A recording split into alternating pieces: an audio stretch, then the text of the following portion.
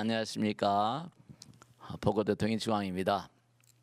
제가 많은 분들을 모시고 살다 보니까 좀 사람들마다 좀 이렇게 어떤 그런 그 부류가 좀 다른 것 같아요.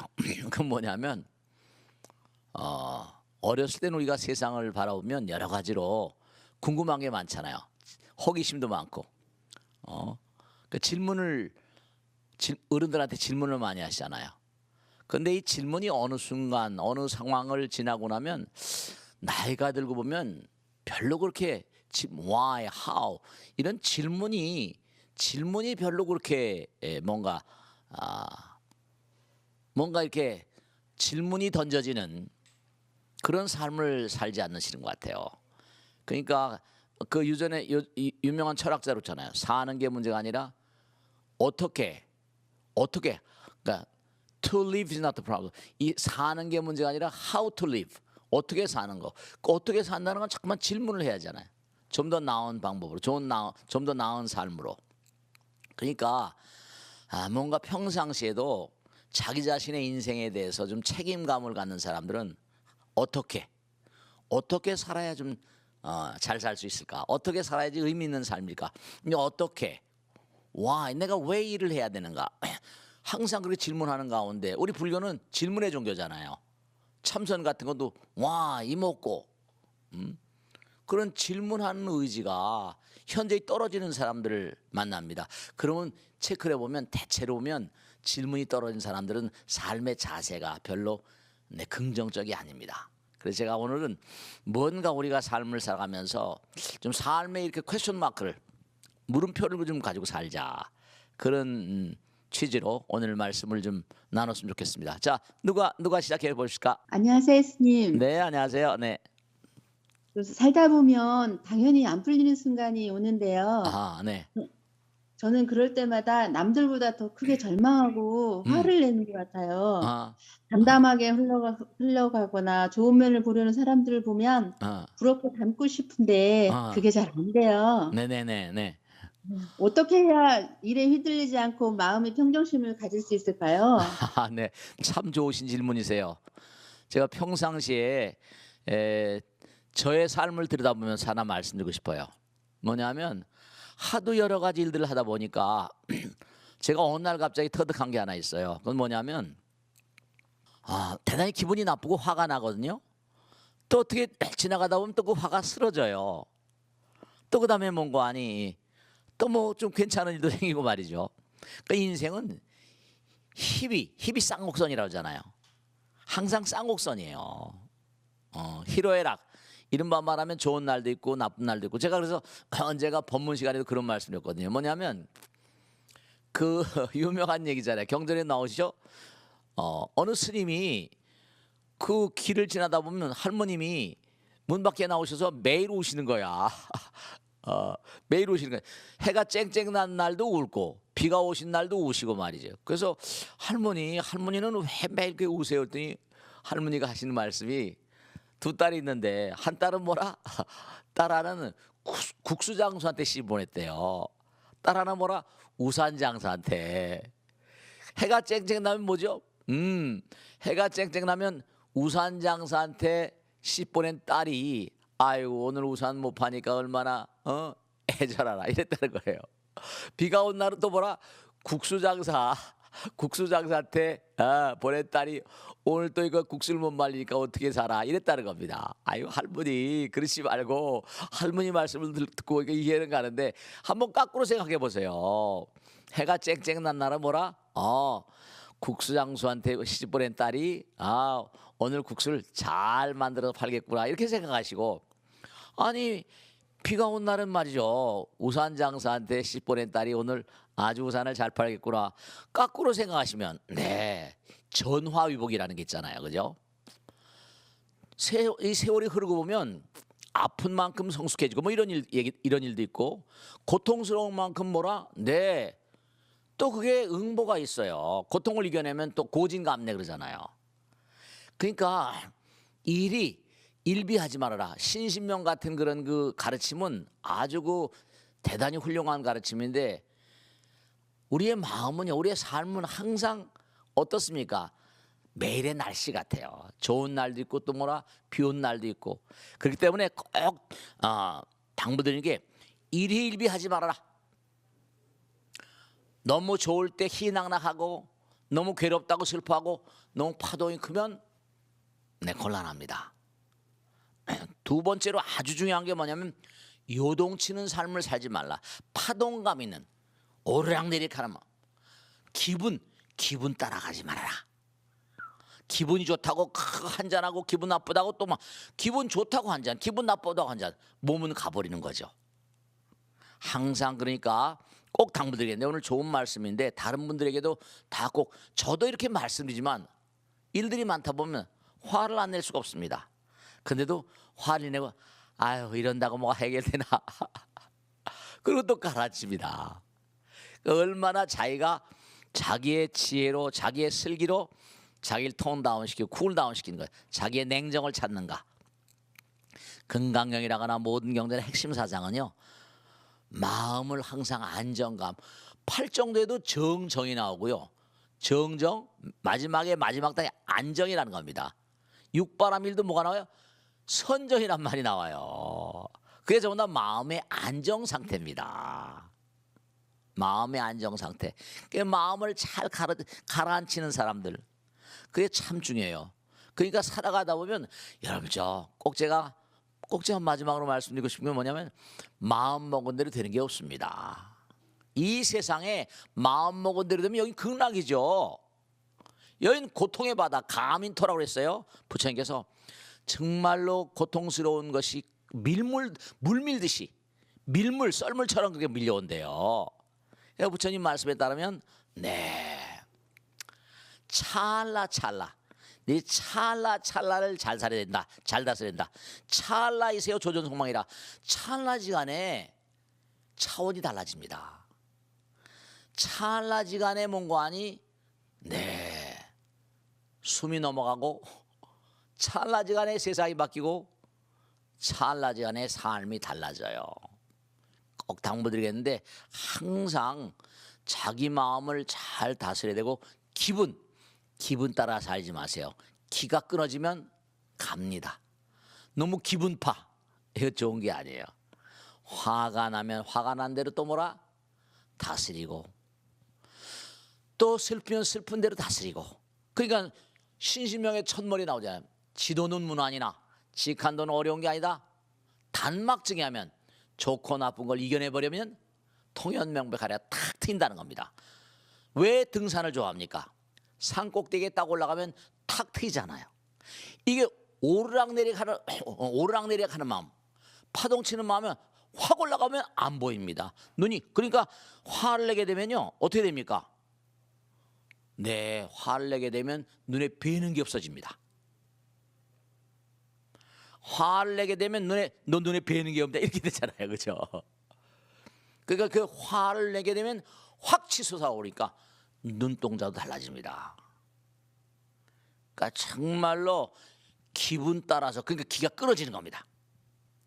기분 따라서 사는 사람들은 건강도 대단히 좋지 않습니다. 그러니까 수행이라는 건 바로 뭐냐? 이거 자기를 다스리는 데서 모든 문제 해결책이 뭔가 유래된다는 거 아시고, 정말로 가민토라고 그러는, 가민토, 과감하게 참는 사람이 이기는 사람입니다. 사바세계, 사바란 뜻이 뭐라? 가민토라고 그래요. 항상 만유하심자는 지복이 자기라.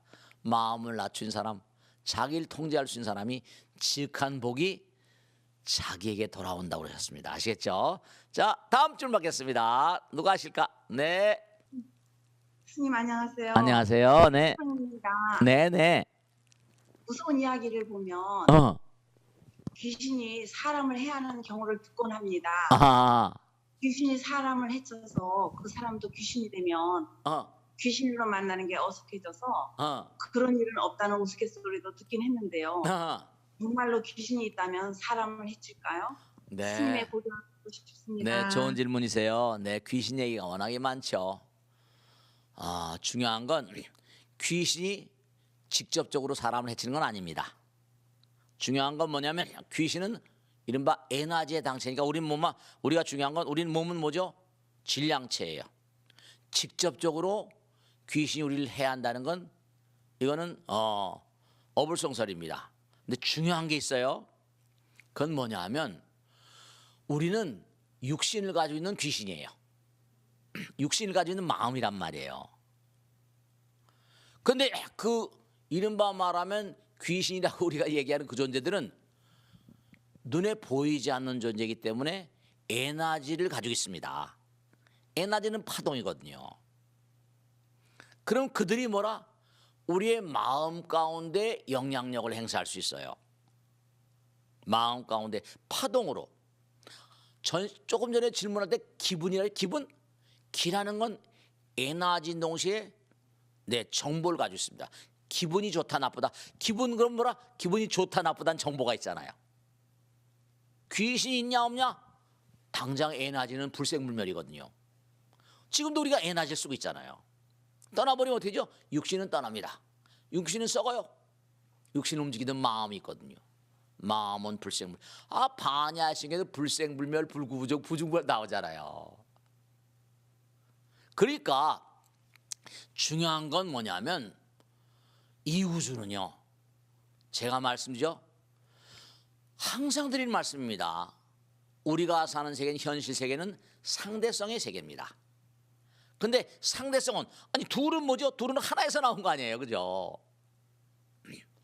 둘은 하나에서 나온 거예요. 하나는 뭐라? 절대입니다. 하나는 뭐라?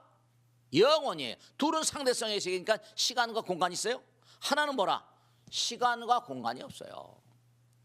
근데 과학자들 얘기를 들먹여버리면 시간과 공간을 떠난 세계는 뭐라? 에너지의 세계입니다. 에너지는 항존하거든요.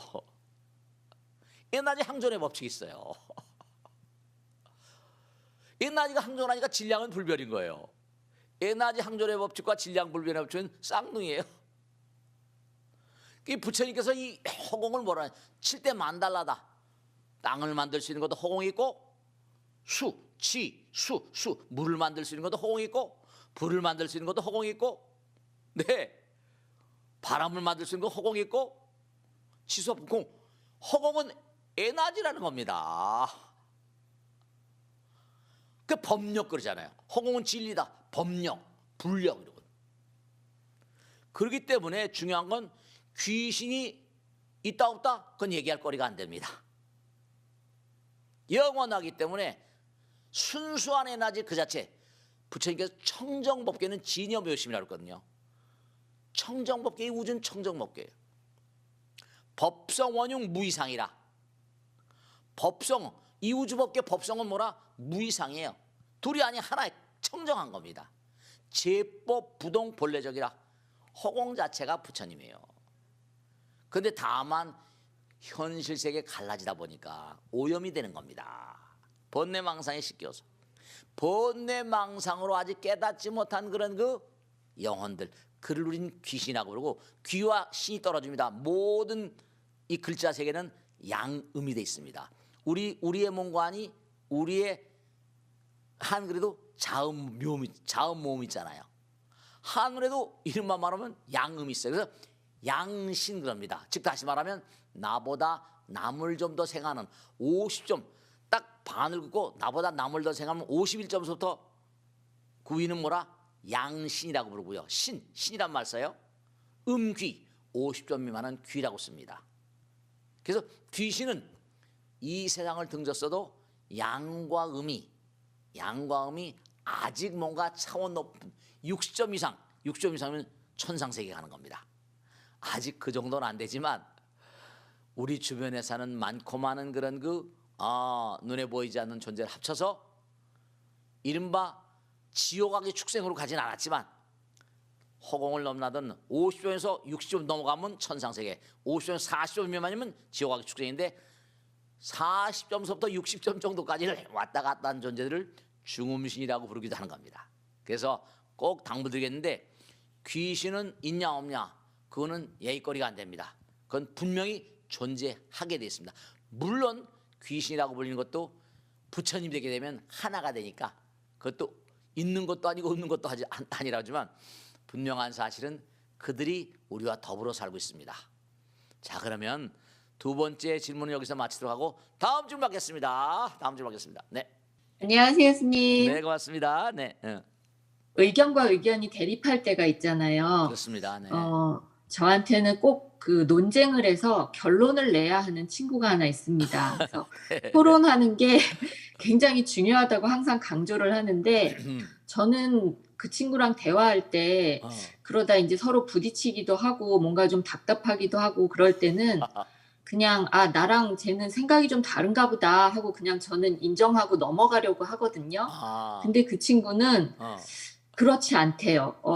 저의 그러한 태도가 전혀 그게 이해도 아니고 그것은 이제 포기일 뿐이고 더 이상 앞으로 나아갈 수 없다고 합니다. 그래서 제가 조금 혼란스러운데요. 무엇이 옳은 걸까요? 스님께 예, 말씀 한번 듣고 싶습니다. 우리가 세상을 살다 보면 중생 세계는요, 말을 아니할 수가 없어요. 말은 바로 뭐라? 우리 인생 자체가 관계거든요. 인생 자체가 부부간의 관계라거나 친구간의 관계거든요, 전부 다. 우리가 그 생텍쥐베리 얘기를 제가 가끔 말씀드려요. 생텍쥐베리 어린 왕자 얘기 보면 사랑이 뭐니 그러잖아요. 그러니까 뭐라고 합니까? 사랑은 상대방의 관심을 가져주는 것이다. 관심을 가져주는 것이란다 이래요. 관심, 관계. 그러니까 우리가 상대방이 옆에 있는데 아무 말도 안 하고 무슨 얘기를 하다도 오불관원이고 그냥 그러면 그 관계가 안 맺어져요. 인생은 만남이다라고 말한 유명한 철학자 한스 카로스 같은 사람들은 인생은 만남이라고 그랬거든요. 만남이에요. 만남. 근데 만났는데 서로 대화를 나누거든요. 말이 안 통하는 거예요. 이게 저 남자는 불통이야. 너하고 나하고는 이게 불통이야. 이게 통하지 않으면 이게 얘기가 안 되거든요. 통하지 않으면 얘기가 안 돼요. 중요한 건 여러분이 꼭 제가 말씀드리겠는데 그 사람 얘기를 자꾸만 들어주다 보면 어떻게 되는 거 아니? 내가 또 배울 점도 있어요. 내가 배울 점도 있어요. 들어줄 만한 점도 있단 말이에요. 그러니까 항상 우리가 누구하고 대화를 할 땐 내가 그 사람을 설득한다. 내가 그 사람을 나의 어떤 지견으로 그 사람을 뭔가 아니 끌어들인다. 이런 생각보다는 가능한 한 뭐라? 하나가 되려면 아까 말씀했죠? 사랑은 뭐라? 상대방의 관심을 갖는 거예요. 사랑이 그걸 관심인 거예요. 제가 능인선을 이끌고 나가면서 느끼는 게 하나 있는데요. 그냥 여러 가지 얘기하면 들어주는 겁니다. 아니 법당에 많은 분들이 나오시니까 한 사람이 더 나오면 근데 이제 중요한 게 뭐냐면 스님하고 부처님하고 무슨 약속을 했다. 근데 그게 참 말씀이죠. 이게 약속 불이행하는 분들 많이 계시잖아요. 그런 건 이제 따끔하게 혼을 내기도 하지만 제 주장은 뭐라? 무신불립이라는 얘기 있어요. 우선 다 얘기 들어주는 겁니다. 얘기를 많이 들어준 사람들이 결국은 바로 뭐라? 그 사람을 내 편으로 만드는 거예요. 쟤는 뭐라? 그냥 돼가면 왜냐? 중요한 게 있어요. 우리 누구나 가다 잊지 마세요. 누구나 가다 내 말을 잘 들어주길 바래요. 남편이 막 뭐라 그러면 그냥 조용히 들어주세요. 내 얘기하지 말고. 회사에서 얼마나 어려운 일들이 많았겠습니까? 들어주세요. 남편도 아내가 그러면 들어주는 겁니다. 들어주는 마음을 자꾸만 갖고 많은 사람을 안아드리면요 내 편이 많아지잖아요. 부처님 무아상, 무인상, 무중생상, 무사상 왜 그러신지 아세요? 나가 없어야지 우주를 다 내 거로 알 수 있는 거예요. 무아상이란 말은 결국 뭐냐? 아상이라는 게 없어지면 이 우주가 다 내 거라 이런 뜻입니다. 이 우주가 다 부처님 거잖아요. 그러니까 내 마음과 다르다고 그래서 버리게 되면 그 친구하고 나하고는 안 보게 되면 어디 가서 그 다음엔 뭐라 그럴까? 이렇게 말해서 그 X는 나쁜 X야 이렇게 된다니까요. 그 X 나쁜 놈이야 이래 버려요. 결국 부정적인 인상을 심어주게 되거든요. 결국 이 세상은요 어떤 사람의 세상인가 하면 많은 사람을 포용해주는 사람들의 세상입니다. 세상 살아가다 보면 저도 그렇고 우리 보살님이나 고사님 다 마찬가지죠. 다 약점들이 있는 거예요. 다 단점들이 있고 저도 마찬가지입니다. 그러니까 중요한 건 뭐냐면 다른 것보다 이렇게 그 사람이 얘기하면 들어주시면서 가능한 한 많이 들어주시면 토론까지 가자. 국회란 데는 뭐예요? 지금 요즘에 뭐 국민들이 다 모여가지고 국민 대표자가 모여서 토론하잖아요. 근데 요즘 토론이 잘 안 되니까 걱정이 답니다. 그러니까 항상 대화 가운데서. 그러니까 태수 형님은 얘기하다가 뭔가 잘 안 되고 하니까 항상 뭐죠? 대화론이라는 얘기죠. 대화. 그래서 끊임없이 상대방을 포용하려는 마음, 내 마음을 자꾸만 mon고하니 내 마음을 상대방과 맞추려고. 그러니까 항상 내가 100% 옳은 것도 아니고 상대방이 100% 틀린 것도 아니에요. 그러니까 들어주는 거죠. 많이 들어준 사람이 결국 승리자가 되는 겁니다. 많이 mon고하니 내려놓는 사람이 부처님이 되는 거예요. 그러니까 무아상, 무인상, 무중생상, 무사상 거기서 나오는 거고, 부처님께서 항상 비워라, 버려라, 전부 다 그런 말씀하시는 게 같은 맥락입니다. 아시겠죠? 부부간에 만나 얘기할 때도 절대로 내 주장만 많이 하지 마세요. 그런 사람들은 어리석은 사람이에요. 그러니까 남편 얘기를 많이 들어주면요, 남편 얘기를 많이 들으면 와서 뽀뽀한다니까요. 아내 얘기를 많이 들어주면 뭐라? 아내 가서 뽀뽀한다니까요. 그러니까 바보같이 남편과 아내의 사랑을 발길로 내차지 마시고, 친구의 사랑을 내차지 마시고, 항상 하나의 마음으로 같이 하시고요. 자, 오늘 여기서 모두 마치겠습니다. 대단히 감사합니다. 다음 주에 뵙겠습니다. 고맙습니다. 안녕히 계십시오. 고맙습니다.